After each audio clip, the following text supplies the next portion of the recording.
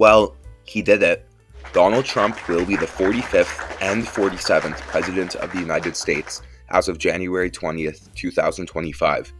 After winning an upset in 2016, presiding in the pandemic, being impeached twice, losing to Joe Biden, nearly being assassinated, and becoming a convicted felon, Trump will become president again with a result that surprised many people across the world, including myself. He outperformed his 2016 showing in this election, winning 312 electoral votes and won a majority of the popular vote. Alongside this, both houses of Congress appear to have gone for the Republicans as well. So it is quite clear that the Americans want Trump to be their president. But what does this mean for us Canadians? How are our parties reacting? Let's take a look.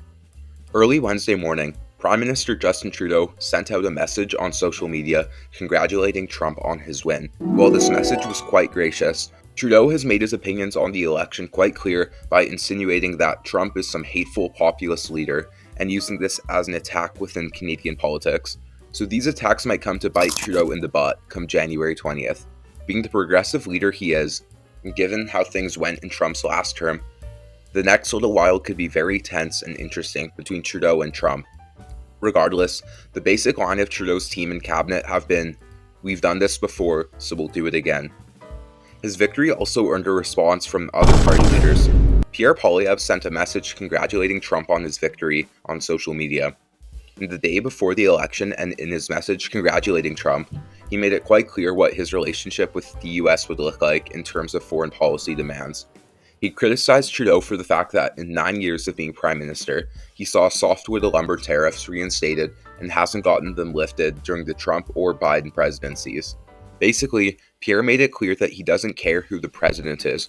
He just wants to negotiate on Canada's behalf and get some of our demands through, hopefully.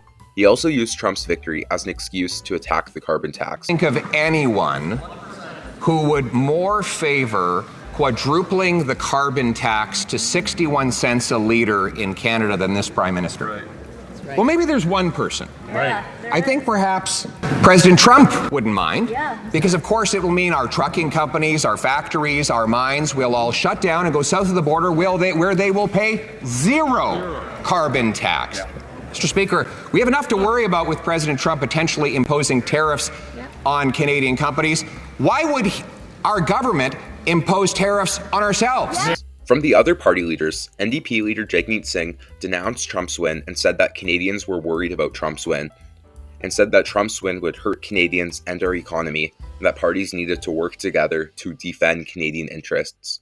Funny enough, the provincial and federal Quebec separatist parties sent out quite gracious congratulation messages to President Trump in French. Maybe they're looking for American recognition of Quebec as an independent nation if they have a successful referendum during Trump's term. But how will Trump's win actually impact us? Well, as I mentioned in my video before we knew the winner, Trump has promised tariffs on all global imports, and for Canada, this could mean our businesses get less business, because it would incentivize US companies to use American resources and would raise the price of imported goods on the American consumer. In Canada, these could also hurt us because everything we get imported in from America, or any materials we use from America, or even using American tools and machines, could make things more expensive for us. So the goal for our government will be to see these tariffs removed.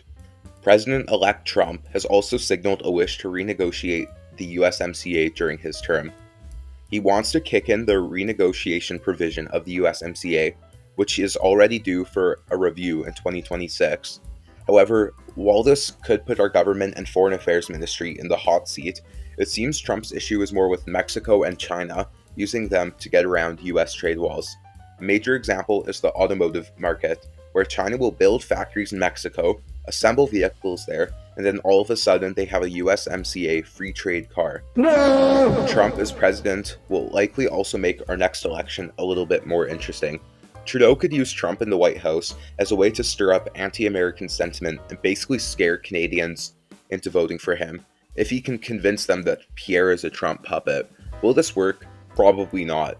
And how much things change when dealing with Trump is really not all that clear.